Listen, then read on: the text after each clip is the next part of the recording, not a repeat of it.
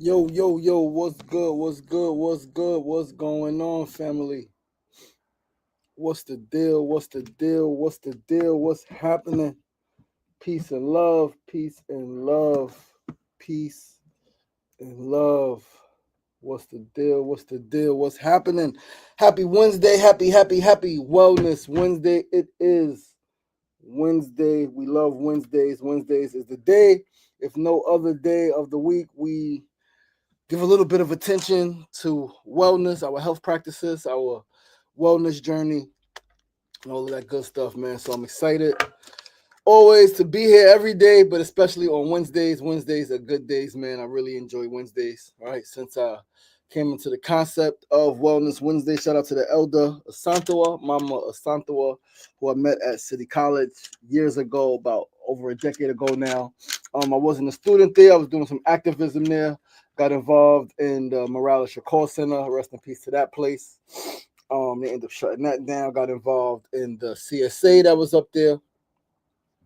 All right, so was doing some good work up at City College. Let us get this. I'm still figuring out my space, guys. Still, still figuring it out, man. Every day is a journey. But what is the deal? What's going on? We are live on Facebook, YouTube, Instagram, TikTok. What's the deal? Mona Love, what's up, baby girl? What's the deal? Episode 306 of SR Daily, 306 episodes in. I'm gonna shout it out every time because that's no easy feat, right? To do these shows consistently, it takes energy. Sometimes you don't want to get up. Sometimes you don't want to turn the camera on. Sometimes you don't want to do those things, but you do them anyway because you said you would. You do them anyway because it's what you love. Somebody said something, or I read something recently. It said something like, I think it might have been this morning actually, when I was on a train ride in, coming home this AM. It said something like if, oh man, I lost the thought, but it was something powerful related to like starting, related to going, related to like waiting. I know the other day listening to Mel Robbins, the 5 second rule, like if you keep waiting, right, you always gonna be waiting. It's never the perfect time, and things are never gonna be perfect, and you just got to start. And so we started, but we are gonna get this show going. Please do hit that share button. Share this live with 5 to 10 of your friends who may be interested in tuning in. Don't keep the good news. Don't keep the good content to yourself. We are going to get started. We got a pretty cool show. Wellness Wednesday, February 19th, 2025. I am your boy, of course, your host, LaShawn Sugar Martin. You are tuned into SR Daily with personality meets enlightenment. And we're starting today's first segment with the quote of the day. The quote, super dope quote, super cool quote. I read it, I heard it a couple of years ago. I actually heard it before I read it, but it made perfect sense. And it's been one of my favorite sayings, like one of my favorite things to think about. The quote reads, "It's not the years of your life that matters. It's the life in your years that matter." It is not the years of your life that matters. It's the life in your years that matters, right? It's not the years. It's not how long you live, right? I know some people, I'm sure many of you may know some people who lived a very long life, 60, 70, or 60 is not even old, right? 80, 90 years old. Lived long lives, but they never truly lived. They lived in fear. They lived afraid of taking chances. They lived miserable. They lived bitter. They lived, never living life, right? Like, and that's not a life. That's not a life. There are people who lived long lives, never made any significant contributions to their family or community. Now, let's say they had children, right? So some people will say that's a significant contribution. And it is, because bringing a child into the world, cool, great, necessary, right? I mean, not necessary, but great, beautiful, powerful, all of those things. However, what have you done to contribute to the safety of that child, to the advancement of that child in his or her peers, not just your children, but the children in the neighborhood, your friends' children, your cousins' children, your enemies' children, your enemies' children, somebody who you don't like in your neighborhood, somebody who you don't like. How have you helped their life be easier? Simply as a byproduct of contributing to your community. right? So many people live or they exist for a long time on this planet, on this plane, and they never really live.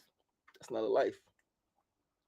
And on the contrary, there are people who unfortunately die young, who don't live long lives.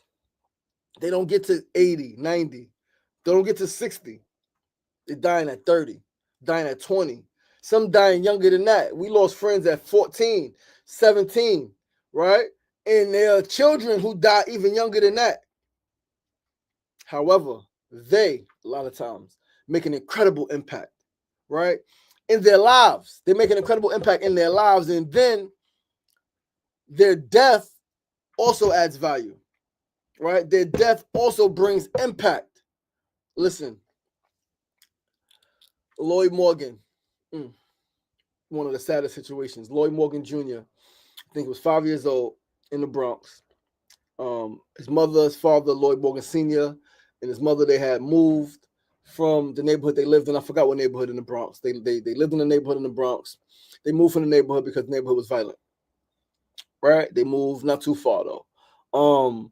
There was a basketball tournament. There was a basketball tournament in honor of a young girl, teenage girl, who got killed the year before. Lloyd Morgan, 5 years old, likes basketball, asked to go, right? Somehow he knows about the tournament, asked to go to the tournament. His parents take him to the tournament. A shootout breaks out at the basketball game, at the tournament. People start shooting. 5-year-old Lloyd Morgan gets shot and killed. Shot in his head, killed. His parents were devastated. I don't even remember how I got the call, but I got the call. We was doing that work, right? We was doing those shooting responses. We was doing a lot of that around that time, 2010 to 2015, 2009 really to 2015. A lot of shooting responses showing up to a lot of neighborhoods, where violence was happening. And that situation was tragic. In Lloyd Morgan's 5 years, his personality, his mother said, had touched so many lives, right? Just him being a young boy, right? And as she takes him out, he's navigating. People used to be drawn to him or drawn to them. And then in his death, he brought so many people together, so many communities together, right? To continue the fight, to make peace real in our communities, to continue to establish peace as a way of life, right? So yeah, man, and there's so many more stories, and I'm sure some of you know stories of people who lived long lives who didn't really have an impact, and then people whose lives were quote unquote cut short. Now, I'm gonna say this: I don't personally believe in the term. I don't use the term going too soon. I don't believe your life could be cut short.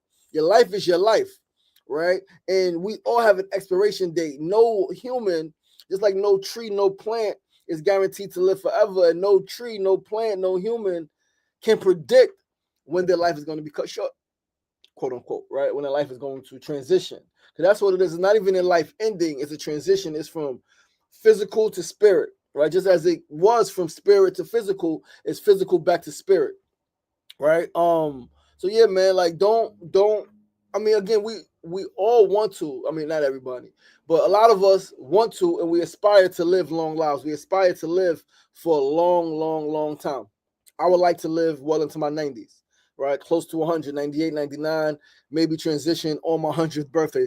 Turn 100 and then go to sleep and then check out, right? That's how I would ideally like to go, all right? Everybody doesn't want that. Everybody doesn't want to live. And again, like I said in the show recently, yesterday or the day before, everyone doesn't believe, even the people who want it to happen, they don't believe that it could happen because in their family, in their community, it hasn't happened. People are dying at 50, 60, 40 from illnesses, food-related illnesses that could easily be prevented and or reversed if developed, right? So, although you may want to live a long life, you can't predict that. Simply focus on making the years of your life count. Make the years count. Make the years count. Do something good. Do something for yourself. Do something for your friends. Do something for your family. Do something for your community. Bring people together. Pursue your passion. Live your purpose, right? Make an impact. Commit to making an impact in your life. Make an impact. Make an impact. Make an impact. Make an impact. Focus on that, not how long you live. Because I promise you, You can live a long life. You can be miserable, right? You can live a long life and be miserable. You can live a long life and again not contribute positively to your community, right? All of that is very, very, very real. So focus on living well, focus on giving of yourself, of your time, of your energy, of your resources, of your ideas, right? Of your money if you have, right? Spread the love, yo. Right. But let us move right along to our second segment of the day. Today's second segment, Need to Know News segment. We're going to talk about yesterday's workshop. Necessary conversation, man. Incredible workshop on Black excellence, specifically highlighting the relationship between Black and brown folks, right? Super dope, super necessary. Had a great mix of participants. Had a few 17-year-olds, a few 20-year-olds, a few 30-year-olds, a few 40-year-olds, a few 60 and 70-year-olds. Absolutely incredible. Blender community, beautiful engagement. People shared stories on how their families got to New York City, how their family migrated to New York City. One of my friend's mother, who's turning 70, said that she is the first person in her family to live in New York. First person in her known family. She brought her family to America. Born in Panama, families from Panama. She came to America, came to New York. Right? Like she migrated to New York. She told that story. Right? My brother told the story of how his family came from the South and they went through this and they stopped at this place and stopped at that place. Because I asked the question, how did your family get to New York City? Because New York City is a melting pot. It's always been. And so part of the reason for that discussion yesterday was because shout out to Eliana Gibbs, the MAP program coordinator, right? Eliana Gibbs and I were having a conversation over the last few months in Queensbridge. If you guys are in Queensbridge or know about Queensbridge or know what's going on in New York City right now, period, there was a huge flux of our brothers and sisters coming from below the border, Mexico, Venezuela, other parts of South America. They were coming to New York, and they were being put in shelters around Queensbridge, right? Queensbridge already large community, 10 to 12,000 people already living in Queensbridge. 6 blocks, 96 buildings, largest public housing development in the country. Already oversaturated, not enough services, not enough resources, inadequate housing, all of the things already. People being brought here. Food distributions, clothing distributions happen. People who just come into the neighborhood showing up at these things, right? So now it's creating a conflict. It's creating a scarcity thing where, oh no, you can't take us. We ain't got enough. We ain't got enough turkeys. We ain't got enough this. We ain't got enough that. So you can't have. You're not from here. And we're watching this. And we're watching, right? We're hearing about and we're witnessing this thing happen. We're being pitted against each other, right? Black and brown people being pitted against each other to fight for a little bit of resources, as opposed to coming together, supporting each other, right? Making sure that we all have what we need, and then politicizing, right? Getting politically active and identifying the common enemy, identifying the common threat, identifying the oppressive system, the oppressive structures, the racist systems, right, that are in place that keep us fighting, that keep us lacking resources in our neighborhoods. Food, clothing, inadequate, housing, affordable housing at that, right? Lack of the presence of it for us. And so now we're fighting each other.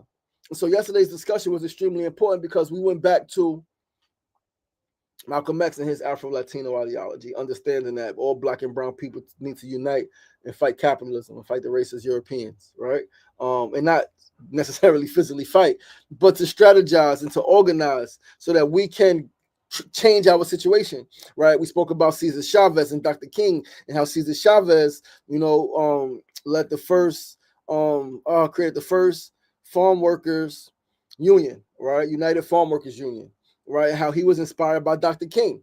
All right, we spoke about the Young Lords and the Black Panthers. We spoke about the Brown Berets, right? We spoke about, I was able to highlight and show depictions of Black and brown unity throughout history here in America, right? And abroad, right? Very, very, very great workshop. We spoke about people who inspire us, and I was thoroughly impressed because yesterday, I think, was the first group I had, and I've done workshops with bigger groups than I had yesterday, right? And I asked the question. One of the questions I asked was, who inspires you? And when I asked that question, in so many other groups, it takes normally 4 or 5 people that go before somebody says someone in their family inspires them. But yesterday, people said they're inspired by their mothers, their grandmothers, they're inspired by their aunts, they were inspired by the women in their family, they were inspired by their fathers. Most people in yesterday's group said that they were inspired by someone close to them, someone in their family. All right. One brother spoke about him being inspired by a nun from his Catholic school, right? 50 years ago, 70 years, 60 something years ago, right? When he was in Catholic school, how the nun who worked there inspired him and how he stayed in touch with her still to this day. And she's in her 90s or something like that, right? He's 70, right? Like, I was thoroughly impressed because like inspiration is key. And if you can draw inspiration from people close to you, right, it makes whatever dream you have more tangible, right? So many times I've heard, and some people said it yesterday, Malcolm X, Dr. King, right? This person, brother said Shirley Chisholm. So again, super inspiring people. But I made a note yesterday and I reminded the participants, the attendees, that they are a rare breed because again, their family inspires them, right? I think that your family, your parents should be, your biggest inspiration, right? But obviously it's not on a child to determine that, right? It's like, what did the parent do to inspire, right? What did the family member do to inspire you, right? And I was really grateful because my little cousin was there, my 21-year-old cousin was there, and she said, I inspire her. She said, cuz you inspired me, right? Because first she was like, I don't know, right? And that's a common thing for young people. Like, yo, who inspires you? Like, I don't know. Like, I'm not even thinking about that. But then when she thought about it and I came back to her, she said, you know what, cuz you inspired me. 21-year-old young lady from Queensbridge said, you inspired me, cuz. She said, because you've been through a lot, right? And how you contribute to your community, how you use your art, how you use your talent to touch other people's lives, right? And to make money. She said, I want to do that. I want to do that. Yo, that touched me, man. Cause like, again, like I'm just out here striving, yo, trying to figure it out. It's a cold world, man, and it's really, really tough out here for a pimp. You heard? Really tough out here, man, in so many ways. But we are navigating. And to have my little cousin be inspired by me, that was incredible. That touched my heart, man. It got me choked up right now because I literally aspire to inspire, right? I live my life in the way that I do, being transparent and everything. She said yesterday. She says, you give so much of yourself and you talk about the things that you go through. I want to do that.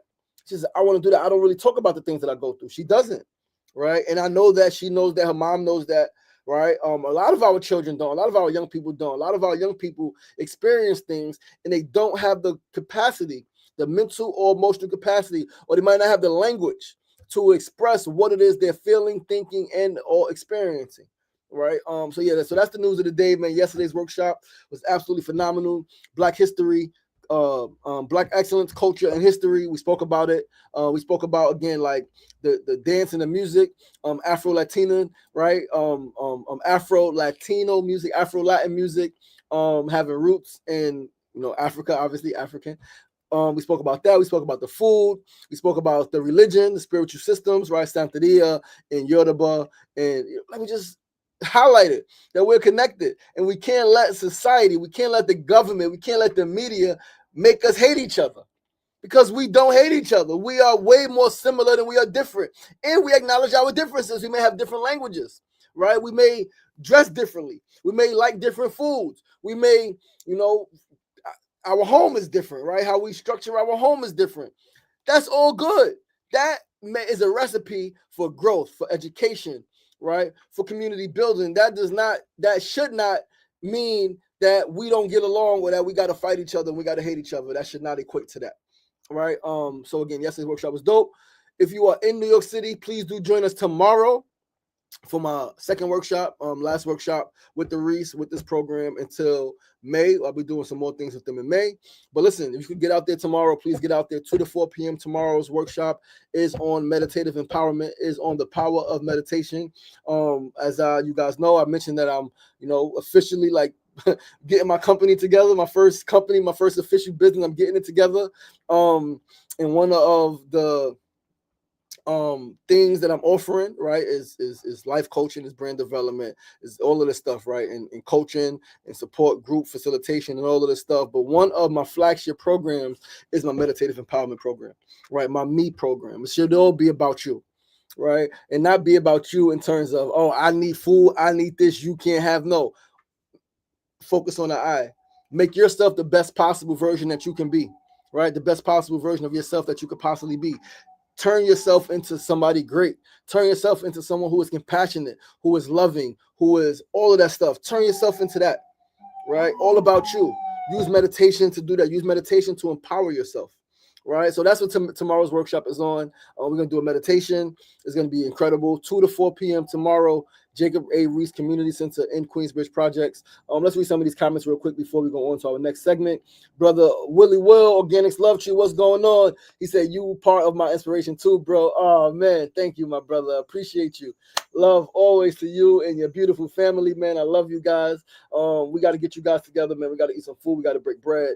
You did the raw fast, raw challenge, raw vegan food challenge last month. Mona Love and I was speaking about getting together with you, your wife, Omar, his lady, and celebrating her cousin who also did the challenge, and just having a dinner together, right? So Willie, I'm gonna shoot you a text, and let's figure out when we can get together, have a dinner, break some bread, and let's really strategize, right? We got some events that we need to do together, brother.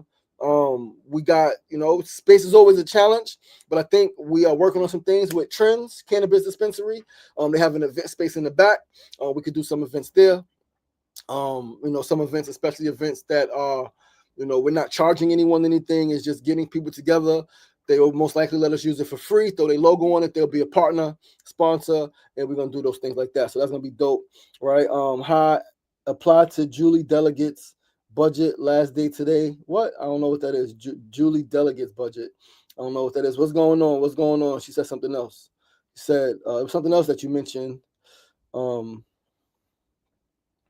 don't know where else your other comments. LIC bids need to invite young black leaders from our neighborhood in future events. So disappointed. Yeah, they do. But they don't, right? But we're gonna figure it out, right? They can't stop nothing. Council 26. All right, let's read some comments over here. Sefu said the nation of Queensbridge. Haha, yes, sir. We need to learn about each other's similarities 100%. At the shelter I'm at, the quote said, aspire to inspire before you expire. Yes, sir. Aspire to inspire before you expire. 100%. My love was there. She said it was a great workshop. All participants were engaged with one another. You did an amazing job bringing the community together. Thank you so much, my love. I appreciate it. And yesterday's workshop ended with a freestyle. My brother Eddie Kruger came. You guys see me with him, man. That's my brother from Houston. He came. He did a freestyle. Incredible hip hop artist. Because again, the other thing that we spoke about yesterday was the role of hip hop and the role of music in uniting our communities, and specifically to address injustice and things going on in our neighborhoods, right? So that was super dope. And then I created a pledge, right? We had a community pledge, unity pledge, right? It was super dope. I'm going to make a video reading it. I'm actually going to post the pledge on my social medias. You guys can take it, use it, edit it for your own good, but it's a pledge bringing us brown and black people together because we have a shared history, right? We have, for the most part, shared experiences, right? Shared struggles now, and we have a common enemy. Right. But let's move right along to our third segment of the day. Today's third segment, our tip of the day. Today's tip. Very, very, very important tip, guys. Very important tip. Purchase a footstool for when you use the bathroom. Purchase a footstool for when you use the bathroom. Most humans don't poop properly. Most humans don't even poop enough. Most humans are full of crap. Literally. I'm not just saying this because people are full of crap. You can look, you can Google it. How much waste, how many pounds of waste is in the average human's colon when they die. Medical examiner, mortician is going to tell you between 10 to 30 pounds. Between 10 to 30 pounds. So you are walking around with 10 to 30 pounds of crap inside of you. And we want our people to think clearly. We want our people to think clearly. You cannot think clearly if your brain is full of crap. You got poop for brains, literally. Think about it.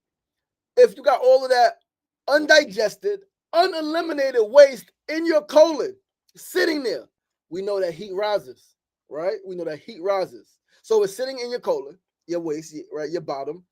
Heat is rising. Where's it going? It's going to your freaking brain. You got poop for brains. Most people in the world got poop for brains. They are absolutely full of crap. And diet aside, right? Get a footstool.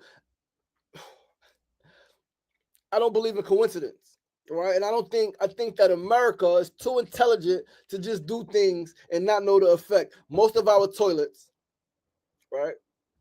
We sit, and our knees are like they're straight, right? And yeah, most people are constipated. Most people don't poop every day. They don't poop within a few hours after every meal. I've met people who poop, and I was one of those people. Poop 2-3 times a week. It's 7 days in a week. If you eating 2 times a day, that's 14 meals. That's not including beverages. That's not including snacks. You need to be pooping at least 14 times. At least, right? But there are people, I've been there, who poop 3 times a week, 4 times a week. Not every day, not after every meal. That is tragic. And that's by design. I haven't traveled out of the country since I was a youth, right? So I don't know. But I've spoken to people who've traveled to places, many places, specifically in Asia. There are places in Asia where it's just a hole. You got to squat to poop. Look at the babies. When a child is running around, right, and they got to poop, they squat down, right? Because you got to lift your knee, let your knee press against, right, your stomach, right, your sphincter and stuff like that. And like, you got to get the bowels movement, baby. All right, so we got to learn how to poop. So buy a footstool, put it in your bathroom, and use it when you go to the bathroom. Your knees should be above your hips, right? Your legs should be spread a little bit. Your legs should not be together. You should lean forward a little bit. You got to press on that.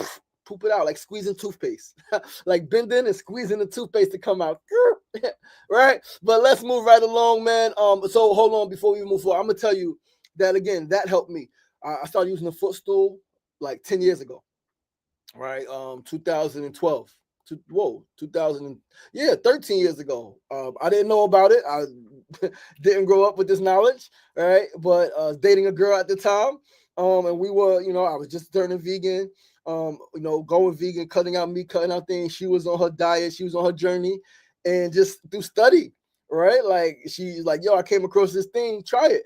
Let's try it, right? And now, mind you, some people are flexible enough where they can sit on the toilet and squat, put their legs on the toilet. I don't have that flexibility, right? My legs are not that short. So I got to get a footstool. So buy a footstool, right? So you can poop properly, so you're not full of crap no more. You will love it. Your family's going to love you even more for it. And move right along to our last, fourth and final segment before we get out of here. Fourth segment, build of the day, simply being grateful. Does the attitude of gratitude really matter? Yes. Because although things may not be ideal for you, although they may be far from ideal in a myriad of ways, right? There are still a plethora of things for you to be grateful for. Still a plethora of things for you to be grateful for. And that's the key. Remain grateful, right? Remain grateful. To stay in a state of gratitude, right? Because things could always be worse, right? Even, right, number one, you're healthy, right? Like me, I'm grateful. Again, things are not perfect with my living situation. Things are not perfect with my children. Things are not perfect with family. Things are not perfect with me financially. Things are not perfect at all right? In no way, shape, form, or fashion, but things are perfect.